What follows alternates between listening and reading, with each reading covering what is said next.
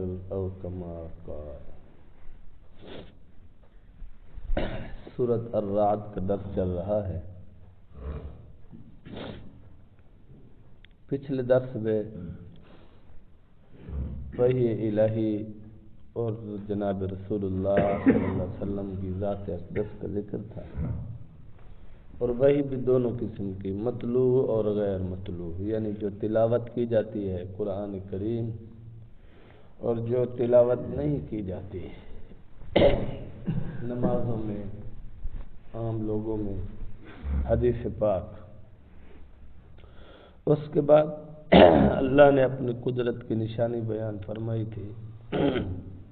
آسمانوں کے بارے میں، سورج کے بارے میں، چاند کے بارے میں۔ آج بیان ہے زمین میں جو کچھ ہے اس کا اور زمین کا۔ وَهُوَ الَّذِي مَدَّ الْأَرْضَ، فرمایا اللہ وہ ذات ہے جس نے زمین کو بچھایا۔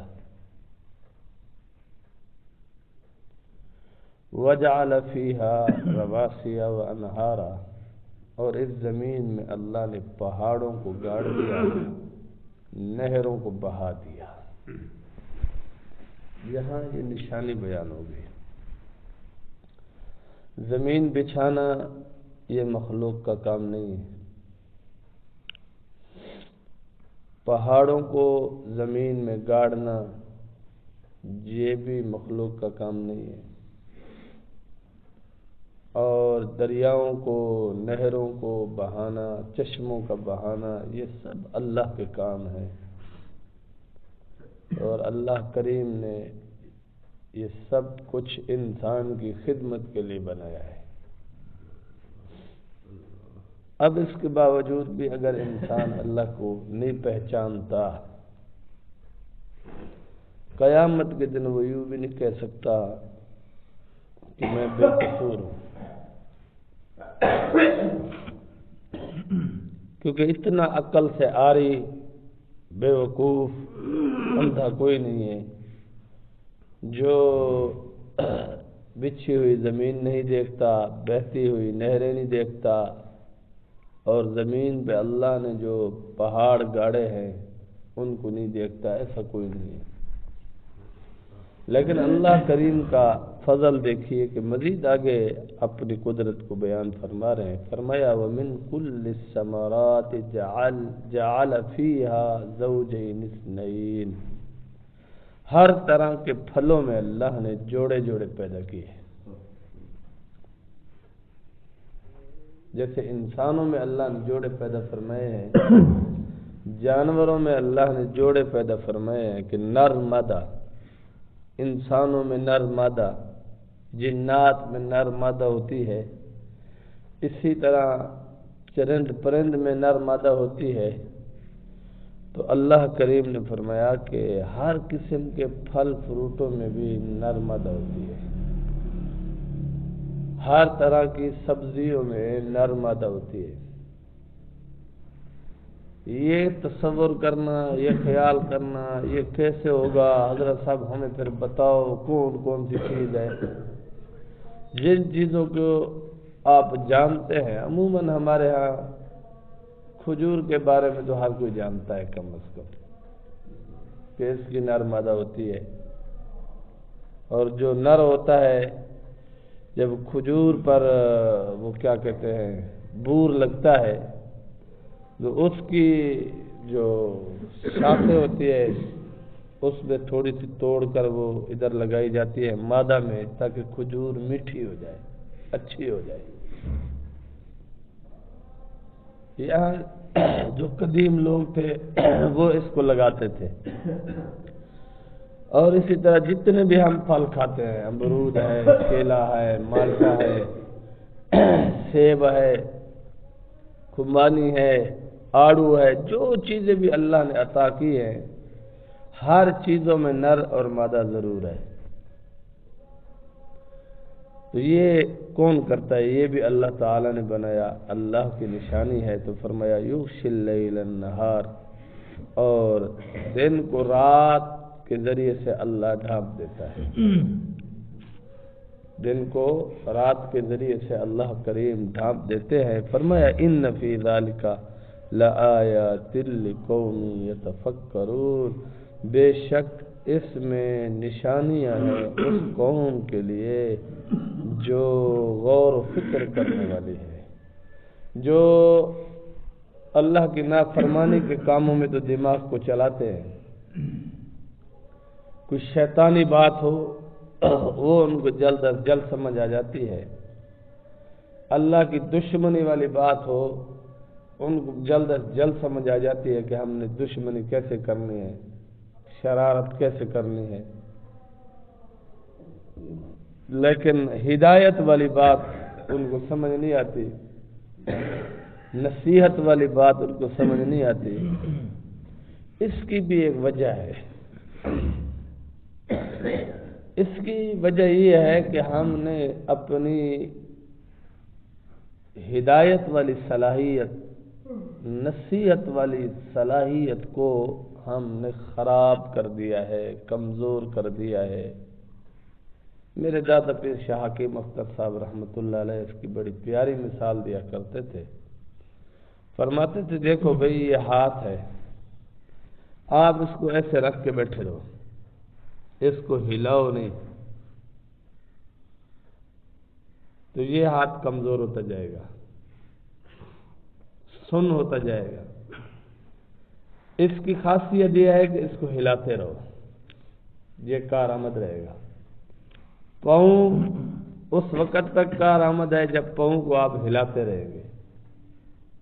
اور ہمارے سارے اعضاء کا یہی حال ہے۔ فَأَلْهَمَهَا فُجُورَهَا وَتَقْوَاهَا، اللہ نے حضرت انسان میں دونوں چیزیں رکھ دی، تو یہ فجورہا والی جو صفت ہے اس کو تو باکثرت کام میں لاتا ہے، لیکن وہ تقواہا والی جو اللہ نے اس میں خاصیت رکھی ہے اس کا یہ استعمال ہی نہیں کرتا۔ اس کا دماغ خباثت والا، گندگی والا، غلاظت والا ہو چکا ہے۔ اب یا تو اس کے لیے یہ راستہ ہے کہ یہ پھر سے غور و فکر شروع کر دے، ہدایت کی باتوں کو ہدایت کے معنی میں سمجھنا شروع کر دے، نصیحت کی باتوں کو نصیحت کے معنی میں سمجھنا شروع کر دے، اور اپنی اصلاح کی فکر کر لے، تو اس کا یقین کیا جا سکتا ہے کہ یہ بندہ راہ راست کی طرف واپس لوٹ آئے گا۔ اگر ہدایت کی باتوں کو بھی بندہ شر بناتا ہے، نصیحت کی باتوں کی آڑ میں بھی بندہ خباثت اور شر اور فتنہ کھڑا کرنے کی کوشش کرتا ہے، تو یہ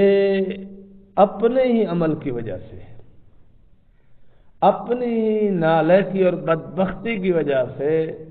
بدبختوں میں لکھا جائے گا، سعادت مندوں میں اس کا نام ختم کر دیا جائے گا،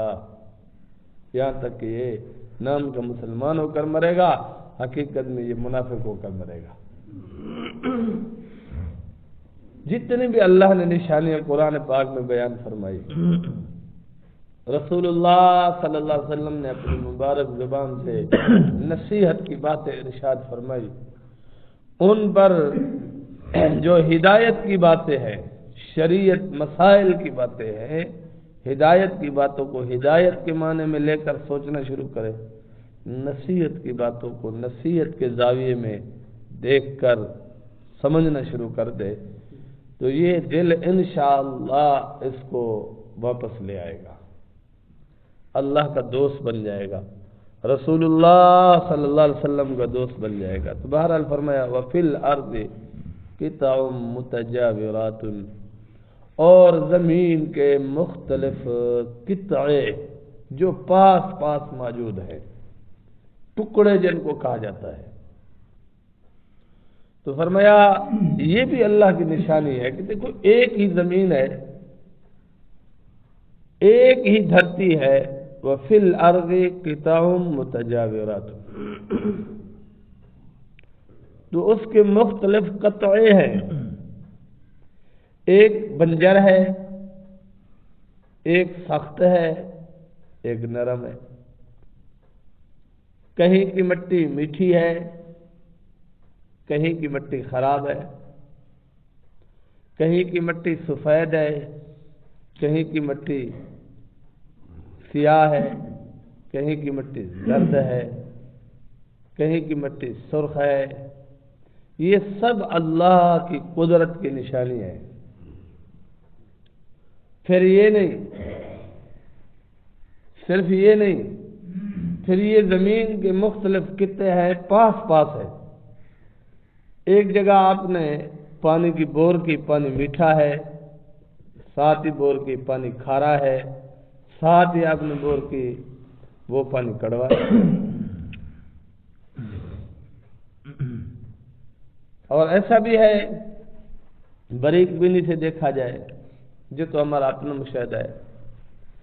کہ میں بوروں کا پانی پیتا ہوں، یہ نلکوں کا پمپوں کا پانی کم پیتا ہوں، تو اتنا اندازہ مجھے بھی ہو جاتا ہے کہ کس بور کا پانی ٹھیک ہے، کس کا خراب ہے۔ ذائقے میں فرق ہے اور اس کی قوت دینے کی جو صلاحیت اس میں فرق ہے۔ بعض پانی پینے کے بعد بھی پیاس نہیں اترتی، بعض پانی ذائقے کے اعتبار سے ایسے ہیں کہ وہ مطلب نلکے کے اور پمپوں کے قریب قریب آ جاتے ہیں، بعض پانی ایسے ہیں کہ بہت اچھے ہیں کہ پیٹ کے لیے مؤثر ہیں، اچھے ثابت ہوتے ہیں، بعض ایسے ہیں پیٹ خراب ہو جاتا ہے، یہ تو میں بھی دیکھ رہا ہوں۔ لیکن جو ان چیزوں کا تجربہ نہیں کرتے، بہرحال انہوں نے اتنا تو دیکھے ہوئے ہیں۔ آپ احمد پور سے آگے چلے جاؤ، آپ کو ایسی کئی ساری جگہ ملے گی، ساتھ ساتھ نلکے ہوں گے، کسی کا پانی کڑوا ہے، کسی کا کھارا ہے، کسی کا میٹھا ہے۔ تو عجیب و غریب یہ مناظر ہے، یہ کس نے بنائے؟ اللہ نے بنائے، ہمارے لیے بنائے، اس لیے بھی کہ ہم نفع اٹھائیں، اس لیے بھی کہ ہم عبرت حاصل کریں، اس لیے بھی کہ ہم ہدایت کی راہ ان سے ڈھونڈے، نصیحت حاصل کریں۔ تو اب ہماری مرضی ہے، ہم ان سے نفع تو اٹھائیں، لیکن اللہ کی یہ قدرت کی نشانیاں دیکھ کر بندے سے پتر نہ بنے، تو نہیں بنیں گے۔ تو پھر جو اللہ کے بندے کے پتر نہیں بنے گے، اللہ کریم نے ان کے لیے بھی بندوبست کر رکھا ہے، اور جو بندے بن کر حقیقی معنی میں بندگی کریں گے، ان کے لیے بھی اللہ نے اچھا اور خوبصورت ٹھکانہ بنا رکھا ہے۔ تو بہرحال آگے فرمایا وَجَنَّاتٌ مِّنْ أَعْنَابٍ وَزَرْعٌ وَنَخِيلٌ سِنْوَانٌ غَيْرُ سِنْوَانٍ، اور اللہ نے باغات بنائے، ان میں سے انگور نکالے، وَزَرْعٌ اور کھیتی نکالی، وَنَخِيل کھجور نکالی، سنوان وغیر سنوان، ایسی ہے کہ نیچے جڑ ایک ہے، اوپر مختلف پودے ہیں، دو تین چار پودے ہیں کھجور کے، نیچے اس کا جو ہے نا وہ ایک ہی ہے، فرش جس کو کہتے ہیں بنا ہوا۔ ایسے درخت بھی ہیں جن کا نیچے ہم کہتے ہیں منڈ ایک ہے، بنیاد ایک ہے، اس پر دو شاخیں نکلی ہوئی ہیں۔ عموماً کھجور کی آپ دیکھتے ہوں گے کہیں ایک اکیلی کھجور ہوگی، کسی جگہ اس کے نیچے جو بنیاد ہے وہ ہمیں ایک نظر آئے گی، اس کے اوپر ہمیں دو چار پانچ چھ تنے کھجور کے نظر آئیں گے۔ یہ کیا ہے؟ کہ اللہ کی قدرت کی نشانی ہے۔ اچھا، پھر صرف اتنا نہیں، فرمایا ایک ہی بنیاد پر جو مختلف کھجور کے تنے نکلے ہوئے ہوں گے، سب کا ذائقہ الگ الگ ہوگا۔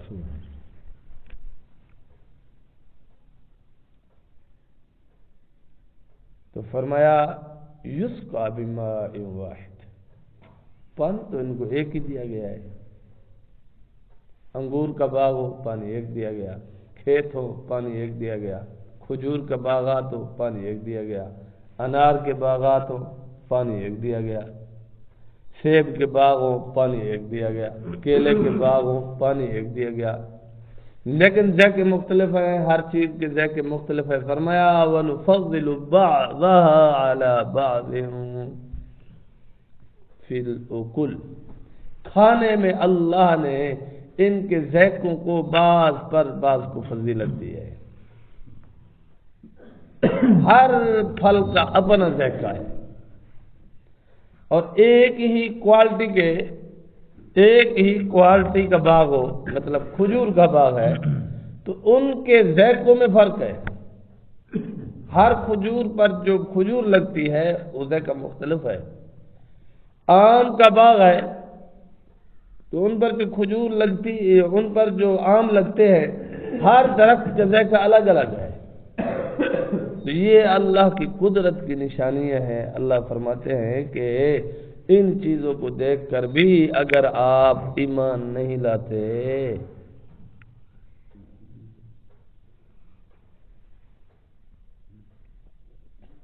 یہ تو آپ پر مجھ پر اللہ کا فضل ہے کہ ہمیں کلمہ مل گیا، ہم تک دین پہنچانے والے بھی آ گئے، اور پھر یہی تفصیلات ہمیں سمجھائی بھی جا رہی ہے۔ بغیر یہ تفصیلات بیان کیے، بغیر یہ تفصیلات سنے بھی جو لوگ ہدایت پر نہیں آئیں گے، اللہ کی ذات پر ایمان نہیں لائیں گے، وہ بھی جہنم میں جائیں گے۔ کیونکہ اللہ نے انسان میں اتنی عقل اور فہم رکھی ہے کہ یہ خود قدرت کی نشانیوں کو دیکھ کر ہدایت پکڑے، نصیحت پکڑے، اللہ پر ایمان لائے۔ اب یہ ایمان اس تک دین نہیں پہنچا تو اس کو پتہ نہیں ہے ایمان کیسے لانا ہے، نماز کیسے پڑھنی ہے، اللہ کو راضی کرنا کیسے کرنا، یہ احکامات اس کے سامنے نہیں آئے، لیکن یہ مانتا ہے کہ اللہ ہے، لیکن دین اس تک نہیں پہنچا۔ اس کی عقل یہاں تک اسے پہنچا سکتی ہے کہ کوئی ایک ہی ہے جو نظام ہستی چلا رہا ہے، کوئی ایک ہی ہے جو یہ سارا سسٹم چلا رہا ہے۔ اتنا تک پہنچنے والا انسان جنت میں جائے گا اگر اس کے پاس اللہ کی شریعت، اللہ کے احکام نہیں پہنچے تو ہمارے پاس احکام بھی پہنچ چکے ہیں، دین بھی پہنچ چکا ہے، سب کچھ پہنچ چکا ہے، تو کوئی دینی مسئلہ پوچھنے کے لیے نیت چٹکلوں اور شر کی نہیں ہونی چاہیے۔ کوئی دین کے مسئلے کو،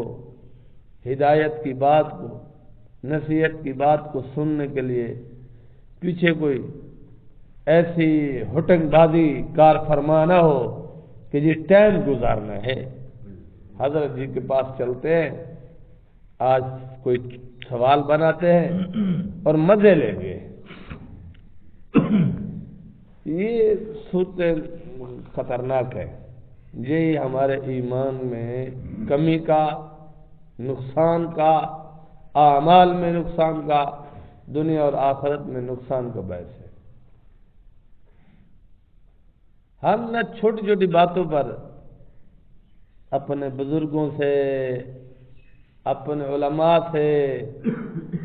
بدظن ہوتے ہیں، بدگمان ہوتے ہیں، اور اپنے گربان میں نہیں جھانکتے کہ ہم خود کہاں کھڑے ہیں، اپنے گربان میں نہیں جھانکتے کہ ہماری اپنی صورت کیا ہے، ہماری اپنی کیفیت کیا ہے۔ ایک صحابی رسول صلی اللہ علیہ وسلم کا بیٹا آیا، وہ تابعی تھا، اس نے حضور صلی اللہ علیہ وسلم کو نہیں دیکھا تھا، حضور صلی اللہ علیہ وسلم کے پردہ فرما جانے کے بعد پیدا ہوا، پھر بڑا ہو گیا تو 12-13 سال 15 سال اس کی عمر تھی۔ اس نے اپنے باپ سے کہا، ابا جان اگر میں رسول اللہ کے دور میں پیدا ہوتا میں یہ کرتا، یہ کرتا، یہ کرتا، یہ کرتا، فلاں کرتا، فلاں کرتا۔ تو باپ روزانہ تقریباً یہ بات اس کی سنتا تھا، تو ایک دن باپ نے کہا، بیٹا ذرا صبر کے بولا کرو۔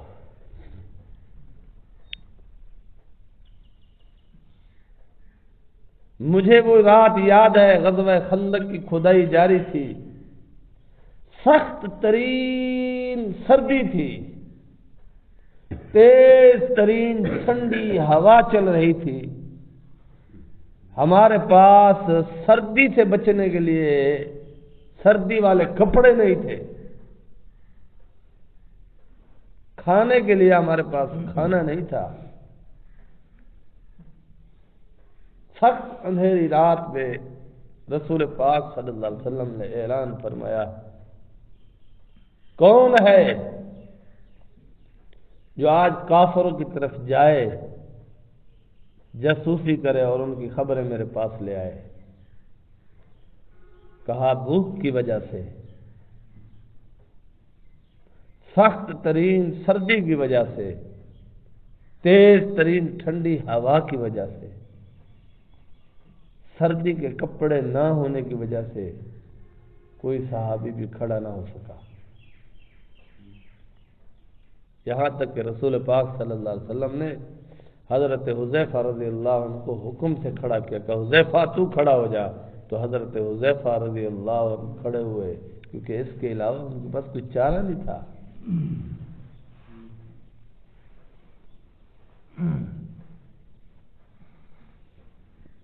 تو حضور صلی اللہ علیہ وسلم نے اس سردی میں جب حضرت حذیفہ رضی اللہ عنہ کو حکم دیا جاؤ خبر لاؤ، دشمنوں کے لشکر میں داخل ہونا، ان کی خبریں لانا، اس حال میں کہ بھوک کی وجہ سے صحابہ بے حال بھی ہیں۔ تم کہتے ہو ہم رسول اللہ کے دور میں ہوتے، میں کہتا ہوں اللہ کی قسم اگر ہم اس دور میں ہوتے تو جس عبداللہ بن ابی کو منافقت میں پہلا نمبر ملا ہے، یہ 1000 میں کیا لاکھویں نمبر پر ہوتا، اور ہم جیسے خبیث پہلے نمبر پر ہوتے ہیں۔ ہماری وفاداری سامنے نہیں ہے۔ رسول اللہ صلی اللہ علیہ وسلم کی ختم نبوت کے بعد نائبین رسول حضور کے وارث ہیں، العلماء ورثۃ الانبیاء، یہ حضور کا فرمان ہے۔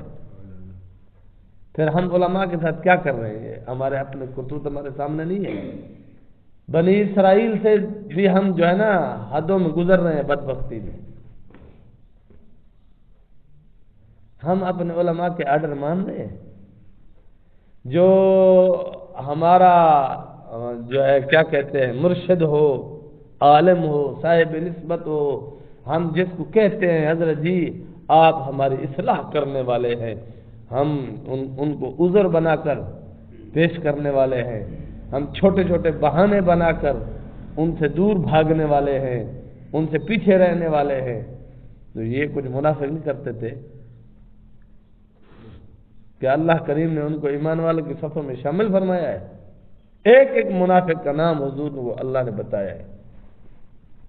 جبرائیل نے امین کو بھیجا، ایک ایک منافق کا نام اللہ نے رسول اللہ صلی اللہ علیہ وسلم کو بتایا ہے۔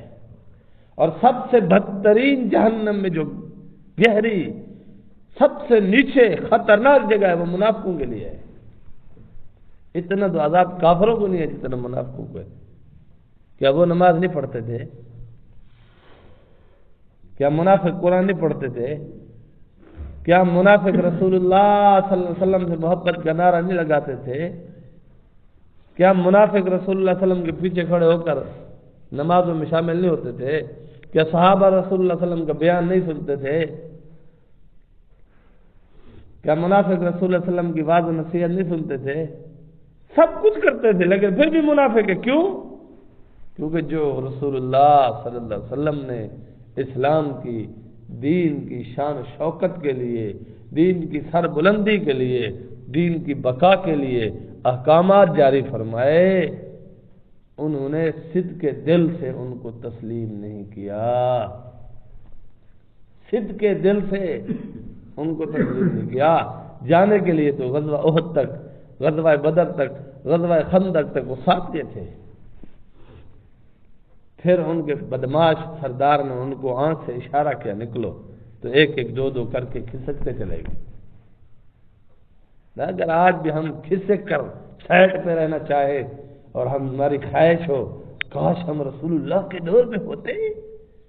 رسول اللہ کے دور میں ہوتے تو ان کی سب میں ہوتے، صحابہ کی سب میں نہ ہوتے۔ صحابہ تو ایسے نہیں تھے۔ صحابہ اکرام رضوان اللہ علیہم اجمعین نے جس طرح رسول اللہ صلی اللہ علیہ وسلم کا احترام کیا، رسول اللہ صلی اللہ علیہ وسلم کی فرما برداری کی، متفقن علیہ آج بھی تمام ائمہ کا مسئلہ ہے کہ نائبین رسول کے ساتھ بھی ہمارا ایسا تعلق، ایسا عشق، ایسا جذبہ، ایسی فرما برداری ضروری ہے۔ یہ دوگلا نہیں کبھی اچھا لے اے مولوی ناراض ہوتی خود میں چکھڑ ہوئے او مولوی اے میں بل اچھا سے ایک سارے علماء کو منے دے ہے واللہ تو بندہ کہ ان الاصلاحی تعلق ہے ایسا جڑا نصیحت دی گل کرے ہر جا تو اصلاح کروے دے ہے ورنہ مرادہ تیری دا امریکہ والی سوچ ہے یہ وادن سارے پیو ہے ماں دا پتہ ہے پیو دا پتہ گئے تیرا وہ حکم ہے۔ میں ہدایت تو مانتا ہوں لیکن مجھے اپنے باپ کا پتہ نہیں ہے، یعنی میری تربیت کون کر رہا ہے۔ ہم نے کب کہا ہے کہ جس سے آپ تربیت حاصل کرو صرف اس کا احترام کرو۔ سب علماء کا احترام کرنا ضروری ہے، سب مشائخ کا احترام کرنا ضروری ہے، سب علماء کا احترام کرنا ضروری ہے،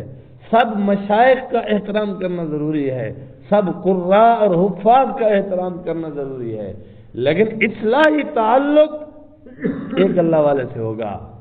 دو بندوں کو باپ بنائے گا تو حرامی کہلائے گا، اسی طرح جو دو بندوں سے اصلاح لے گا، دو بزرگوں سے اصلاح لے گا بیک وقت، وہ کبھی اصلاح یافتہ نہیں ہو سکتا، گارنٹی ہے اصلاح نہیں ہو سکتی۔ یہ بندہ دوگلا رہے گا، اصلاح نہیں ہو سکتی اس کی، اور اس دوگلے پن میں یہ آخر میں جا کر منافق ہو جائے گا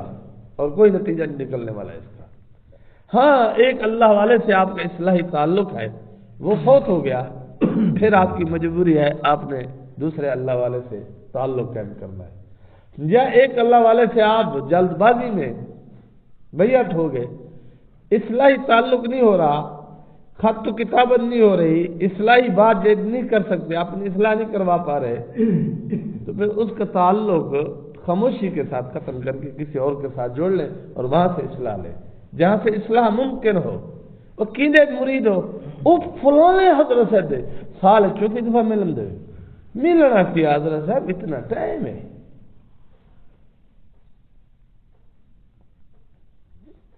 آپ بجلی کا کنیکشن لو بل نہ بھرو کو ٹائم ہے، گورنمنٹ آپ کا میٹر کھڑا رہنے دے گی، کنیکشن کاٹ کے لے جائے گی، بات ہی ختم ہو جائے گی۔ آپ نے جو ہدایت کے لیے، اصلاح نفس کے لیے، اصلاح قلب کے لیے، اصلاح اخلاق کے لیے، اصلاح معاشرت کے لیے کسی اللہ والے کے ہاتھ پہ ہاتھ رکھ کر بیعت لی اور اس سے آپ کا اصلاحی تعلق نہیں ہے، پھر ساڈا پیر ہے، ساڈا پیر ہے، ساڈا پیر ہے، ساڈا پیر ہے، نہیں، اس کے ساتھ خط و کتابت، اس کے ساتھ ملاقات، اس کو اپنے دل کے احوال پیش کرنا، اپنے معاملات پیش کرنا تاکہ وہ اصلاح کر سکے۔ اگر یہ معاملہ نہیں ہے گویا کہ آپ نے کنیکشن تو لیا لیکن اس کو برقرار نہیں رکھا، اب وہ کنیکشن ختم ہو گیا، آپ کو کوئی نفع نہیں مل رہا، آپ کی حیثیت ایسے تھی جیسے پہلے تھی، اس نسبت کو کوئی فائدہ نہیں ہو رہا، نسبت کا فائدہ ہے اصلاح کروانے میں۔ تو آپ یہ خواہشیں چھوڑیں، میرے پاس پتہ نہیں کتنے لوگ یہ باتیں لے کر آ جاتے ہیں، حضرت جی کاش ہم رسول اللہ کے دور میں ہوتے، یہ بھی تکبر ہے، اتنا تکبر سے تو بھرا ہوا ہے کہ تو نائبین رسول کو تو مان نہیں رہا، وارثان نبی کو تو مان نہیں رہا، تو نبی کو کیسے مانتا ہے؟ اگر رسول اللہ کے دور میں ہوتا تو منکر ہوتا، جیسے آج تو منکر ہے، جیسے آج تو گستاخ ہے علماء کا، جیسے آج تو نائبین رسول وارثان رسول کا گستاخ بنا ہوا ہے، جیسے آج نائبین رسول وارثان رسول کا یہ بے ادب بنا ہوا ہے، ان کے خلاف 2 گز لمبی زبان نکال کے اور کہتے ہیں جی حضرت منہ تے آدھے ہیں، حق منہ تے آدھے۔ میں اس بار حضرت کے پاس گیا ہوں، کل آیا ہوں، حضرت نے بیان میں فرمایا پہ منہ پہ بات کر، منہ پہ بھونکنا تو کتے کی عادت ہے، بندے کی تھوڑی ہے، منہ پہ تو کتا بھونکتا ہے۔ حضرت نے بیان میں فرمایا ہے، منہ پہ تو کتا بھونکتا ہے، تو کہتے میں منہ پہ بولتا ہوں؟ بولنے کا بھی کوئی طور طریقہ ہوتا ہے، الفاظ کے انتخاب کا بھی طور طریقہ ہوتا ہے، اصلاح لینے کا بھی کوئی طور طریقہ ہوتا ہے۔ آپ ڈی پی او کے سامنے، ڈی ایس پی کے سامنے، آپ وقت کے ایم پی کے سامنے، ایم این اے کے سامنے تو بڑے ادب احترام سے بولتے ہو، وارثان نبی کے ساتھ آپ جو منہ میں آئے بکے چلے جاتے ہو اور کہتے ہو میں جو بات بھی کرتا ہوں منہ پہ کرتا ہوں۔ ابھی بڑی دیر ہے میرا دوست، بڑی دیر ہے، اگر یہ ذہن میں بات بیٹھی ہے ابھی بڑی دیر ہے، ابھی سفر بہت لمبا باقی ہے اصلاح کے لیے،